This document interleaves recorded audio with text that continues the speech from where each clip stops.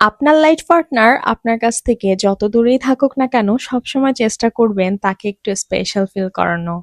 আজকে বেসিক্যালি আমার হাজবেন্ডের জন্মদিন ছিল।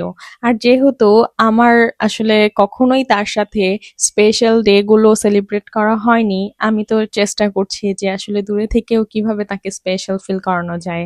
তাই আজকে ভাবলাম বাসায় কিছু স্পেশাল আয়োজন করি, যাতে করে অ্যাটলিস্ট সে খুশি হয়। এমনিতেও যারা আসলে দূরে থাকেন তারা তো খুব একাই থাকে এবং খুব কষ্টও করে।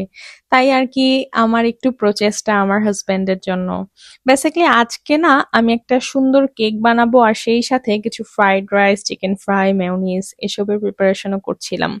আমার এই ফুল ভিডিওতে এগুলো সব দেয়া আছে, আপনারা চাইলে অবশ্যই দেখে আসবেন। আর এখানে আমি ছোট ছোট কিছু ক্লিপ আর কি আপনাদের সাথে শেয়ার করছি।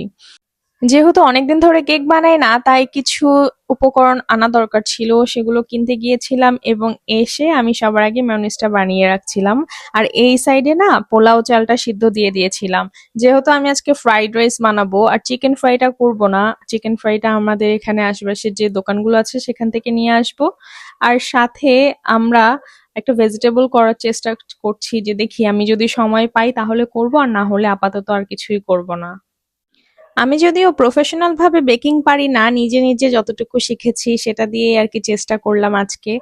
তবে কেকটা বেশ মজার হয়েছিল এবং দেখতেও বেশ সুন্দর হয়েছিল। আপনারা অবশ্যই জানাবেন আমার কেকটা কেমন হয়েছে আমার হাজবেন্ডের জন্য।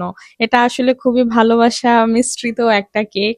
আমি চেষ্টা করি যে তাকে দূরে থেকে একটু হ্যাপি রাখার, তার জন্য কিছু করার। আমার ফুল ভিডিওটা দেখে আসবেন, ওখানে আমি ডিটেলস দিয়েছি যে কিভাবে আমি কেকটা বানালাম এবং আমি আরো কি কি করেছি সেই সবকিছুই। সবাই ভালো থাকবেন। এই ছিল আসলে আজকের ভিডিওটি। আল্লাহ হাফেজ।